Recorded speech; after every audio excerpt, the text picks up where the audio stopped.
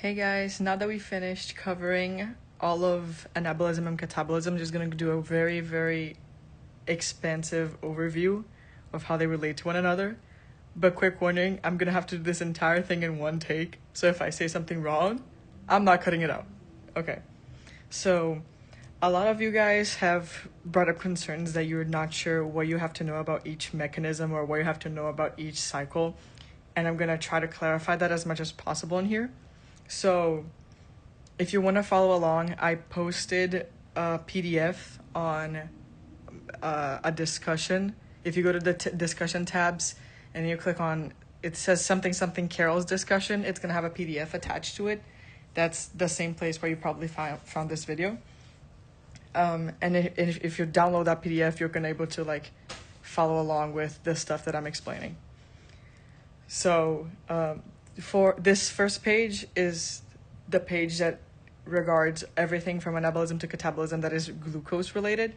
So if you're not really strong on respiration and photosynthesis, I would watch a quick video reviewing it before getting into this, because if you don't have that basis, it's going to be really hard to understand what I'm trying to explain.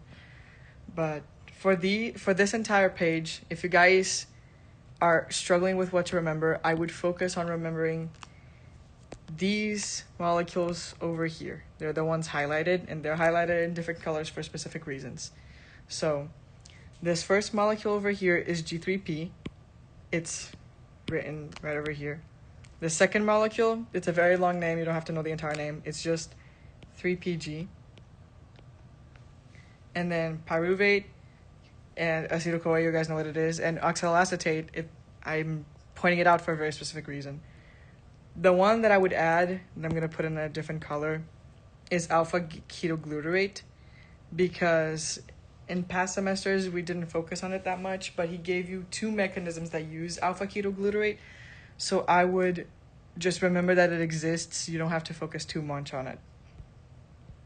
So basically, I'm going to start by explaining why I think it's important that you remember G3P and 3PG. If you look over here in the Calvin cycle, this first molecule over here and this second molecule, they only differ in this first group. The first one is like a carboxylic acid, deprotonated carboxylic acid, and this other one is a carbonyl, so it's like a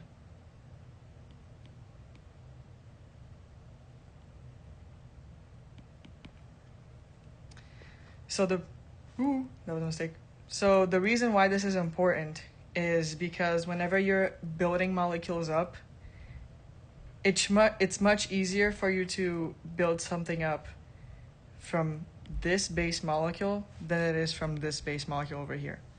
So that's the importance of the reduction phase of the Calvin cycle, is you're spending a lot of energy, like you're spending 6 ATP and 6 NADPH, but you're reducing this molecule, and therefore you're making it quote-unquote more metabolically useful for your cells. What I mean by that is that it's easier for you to build sugars from 3PG than it is with 3PGA. And the proof of that is if you look over here in gluconeogenesis, 3PG is right over here, and if you notice, G3P is right over here, and you had to spend a lot of energy to get from here to here. So if you want to build a molecule, they're going to specialize that molecule to use to build bigger sugar backbones. You would like the molecule to be this one, because then you don't have to keep spending all of this energy every time that you're going to do that. I hope that makes sense. So that's the importance of 3PG and G3P. Yeah, if you notice in the slides, there was one molecule that was like, what was the difference between the two of these? Those molecules were 3PG and G3P. The names are confusing though, so just remember, 3PG is the oxidized version and G3P is the reduced version, and G3P is a more useful one. Now, over here, I highlighted pyruvate, acetyl-CoA, and oxaloacetate. The reason why I highlighted these specific ones is, first I'm going to focus on pyruvate. So, if you reference gluconeogenesis again, pyruvate is this molecule over here at the very bottom. If you look at gluconeogenesis and glycolysis, they're kind of like opposites from one another. So up until pyruvate, all of these processes over here are reversible. So basically, everything that you're breaking down in this one, you can make up with gluconeogenesis. The importance of that is that if you put in any types of sugars into this process, up until pyruvate, you can make any other sugars from that. So if you're an organism that you only feed on pyruvate, you can still make other sugars from that just using gluconeogenesis, because pyruvate is right here. Acetyl-CoA isn't here though. The reason for that is that acetyl-CoA, once you make acetyl-CoA, you can't really turn it back into pyruvate. One second. What the hell? Okay. So once you go through this arrow over here, this process is not reversible. Why is this a problem? If you notice over here where it says fatty acids, just like most of these arrows moving down are reversible, these arrows are reversible too. So you can make fatty acids from acetyl-CoA, but also if you only feed on fatty acids, you're only gonna feed into the acetyl-CoA part of glycolysis. This is bad because you can't make sugars from acetyl-CoA. So what's the importance of this? This is why we have to learn about the glyoxylate shunt. So the importance of the glyoxylate shunt is that it's kind of like turning on anabolism mode. You guys know that anabolism and catabolism use a lot of the same molecules. So if you try to anabolize sugar and catabolize sugar at the same time, you're never going to fully build something up because an enzyme is going to break it down, and you're never going to break something down either.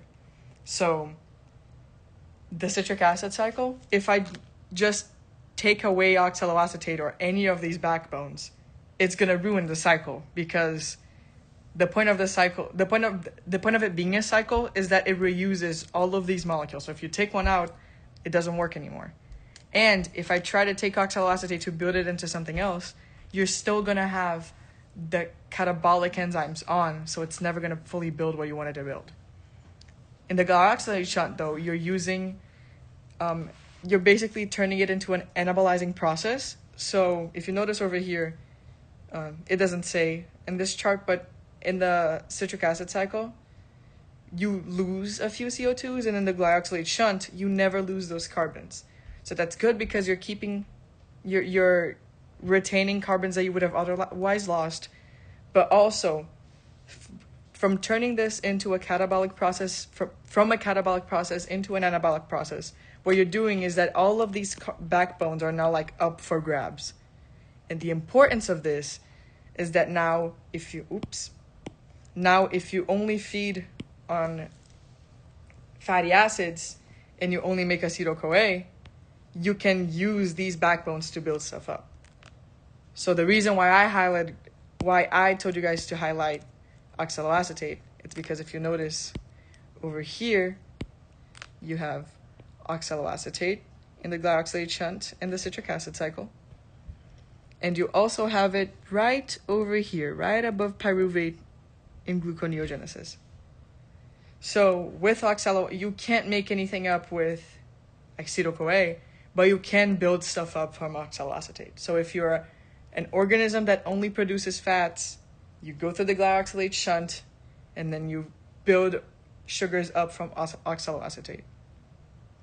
Now, some of you might be asking, okay, if I only eat fats, that's what I do. What about if I only eat proteins? If you notice of the molecules that I highlighted for you guys, all of them turn into something else. So G3P, you use it to make the linkages for phospholipids, which is glycerol. From pyruvate, you make a whole lot of amino acids, oxaloacetate as well. Alpha ketoglutarate, you have to know this one because in the table that he provided with you guys, there's two whole processes that involve alpha ketoglutarate, and I'm going to talk more about that when I talk about the nitrogen cycle. But basically, you have to know this one just so you know that, you can make amino acids from it. But yeah, 3PG, you also make like a bunch of amino acids from it. So yeah, if you only eat proteins, that's not much of a problem, because as long as you take the amine group out, they can feed into multiple different places in glycolysis. So the biggest problem would be if you only ate fats, which is the case for like TB and stuff like that, or any like, not any, but some intracellular pathogens. So now I'm gonna talk about chemolithotrophy, which is this top part over here, and the difference between oxygenic and anoxygenic photosynthesis. So whenever you do anoxygenic photosynthesis as well as chemolithotrophy, the problem is that you always have to do the reverse electron flow. But it's confusing to understand why. So I'm going to try to go a little deeper just so you guys get a better view on why you have to do that. So chemolithotrophy, it means that you consume non-organic compounds and you use them to get energy for your electron transport chain. You use them to get the electrons for your electron transport chain. But okay, what the hell does that mean? So if you're a human being like you and me, you can just look back at glycolysis and you produce the electron carriers that you need from breaking down sugars. Sugars have like a bunch of CH bonds in them, and those bonds release a lot of energy when you break them in your body, at the very least. They release a lot of energy when you break them, but if you eat non-organic compounds, they usually don't release as much energy. So in glycolysis and stuff, the reason why we produce NADH and stuff like that, it's because the energy that is released when you break those bonds reduces NADH or stuff like that. But when you're breaking down non-organic compounds, if you look at this graph over here, basically there's a certain threshold of energy that you have to release so that you phosphorylate either NAD or NADP. Not phosphorylate, that you reduce NAD or NADP. And when you break down non-organic compounds, you release some form of energy, but the energy that you release is just never enough to cross that threshold. Okay, but why is this a problem? Why do you need NADH or NADPH? If you look over there, the Calvin cycle, if you're an autotroph, you need NADPH to go from 3PG to G3P. You spend it over here. So if you're going to make your own sugars, you need NADPH. And if you're not getting it from breaking molecules down, you need to get it from somewhere else. So what they end up having to do is this thing called reverse electron flow. So in a normal electron transport chain, what would happen is, something would NAD would leave an electron in the first protein, and the electron move down to the proteins. And as it moved down, it would pump protons up. And that's normal electron flow. In reverse electron flow, what's happening is all of the protons are moving down their concentration gradient. And as that happens, you're kind of it's the opposite. Instead of donating an electron to move protons up, the protons are moving down their concentration gradient so that you can donate an electron to NADH or NADPH. Now, if you're paying attention, you may be thinking, okay, isn't pumping protons down bad? Because you need the protons to be against their concentration gradient so that you phosphorylate ATP. Well, yes, you're correct. The problem is, if you're going to prioritize either making as much ATP as you possibly can and literally making the sugar backbones that you need to survive, one of them is a little more important than the other, perchance. And also, a lot of the bacteria that are chemolithotrophs, they're very stagnant bacteria, like the one that we talked about the crabs. They just stay there. They eat rocks all day and they don't really move. So they don't need that much energy. They can chemically afford to lose a little bit of ATP if they can phosphorylate NADH. Now, I'm going to talk about oxygenic and anoxygenic photosynthesis, because anoxygenic photosynthetic bacteria also do reverse electron flow, but they do it for a different reason. If you look at these two pictures down here on the bottom, you may notice a very, very important difference between the both of them. The first one has two photosystems, and the second only has one. Well, Carol, why is this important? If you notice in the second photosystem, which is called photosystem 1 for some reason, you phosphorylate NADPH. And as I've said before, you need NADPH if you're going to make your own sugar backbones, which you need to do if you're a photosynthetic bacteria, because you're doing photosynthesis because you need to make your own sugar backbones. You can't consume them. So no second photosystem means no NADPH. So you need to do reverse electron flow as well. There's just no way around it. You need NADPH to make G3P. You need to spend that energy. If you don't, go back to gluconeogenesis, you're going to see if you don't spend NADPH, you're going to spend NADH. You need one or the other. Now, fermentation. Okay, if you guys want to know how much energy each form of like respiration makes, number one would be, oxygenic aerobic respiration. Number two would probably be just anaerobic respiration, because the process is the same. You're still doing glycolysis. You're just using something else to donate the electrons, But, not to donate the electron, to accept the electrons. But the worst one, the one that gives you the least amount of energy, is fermentation. Fermentation is ass, okay? You get 2 ATP per cycle, and you have to make an extra useless molecule just so you can remake NAD+. It's so useless. It's really, really like rudimentary.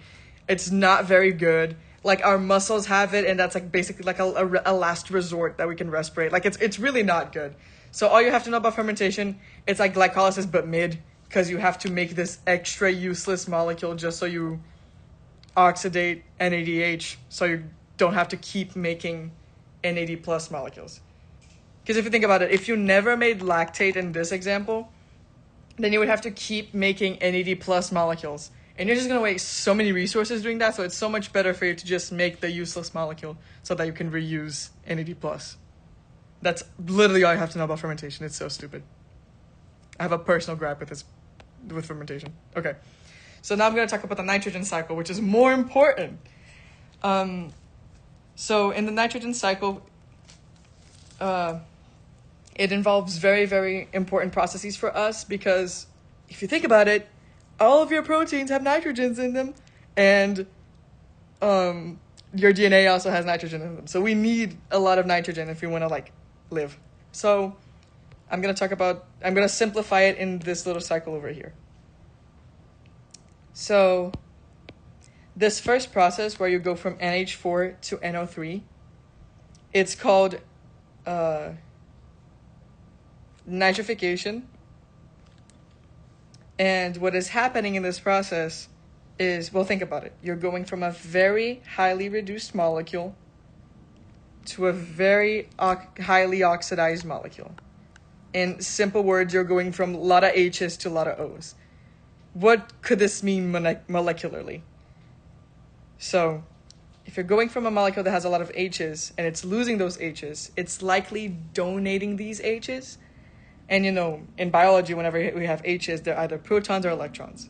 So in this case, what they're doing is that this NH4 is donating its electrons for the electron transport chain. And if you may notice, NH4 is not an organic compound.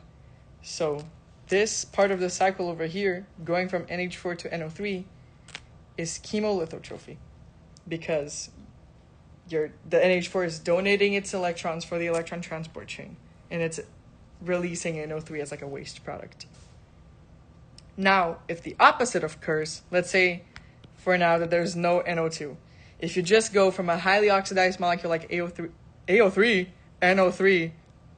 and you produce NH4, what is happening in here is that you're using NO3 as the final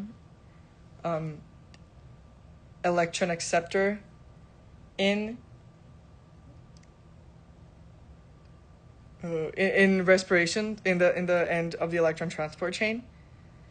So whenever you go from a molecule, well, this works for NH2 as well. Let me just take out this X. If you just have any molecule that has a lot of O's and it's either losing those O's or it's just those O's are turning into H's, what's happening is that basically whenever you have like anaerobic respiration, when you're not using oxygen, technically you're still using oxygen. What happens is that you will breathe in NO3 and then the NO3 will accept the electron by basically they're breaking up the N and the O, and then the O accepts the electron, so you're going to make like H2O or something like that. And then the N, because of the fact that it was breaking apart from the O and it's going to be in like a place with a lot of hydrogen, is just going to usually associate into like NH3 or NH4 or something like that. So that's why you release either NH4 or like N2 and stuff like that. It's because you're technically still using oxygen as your final electron acceptor, but you're not breathing it in, so technically it's still anaerobic. So just as a review, if you go from a highly reduced molecule to a highly oxidized molecule, that's chemolithotrophy. And if you're going from a highly oxidized molecule to a highly reduced molecule, that is anaerobic respiration. So this process over here, from going from NO3 to NO2, this is anaerobic. Now, nitrogen fixation, that's not any of the specific ones that we learned. That's not like either chemolithotrophy or anaerobic respiration, but it is important because let's compare N2 and NH4 for a sec. So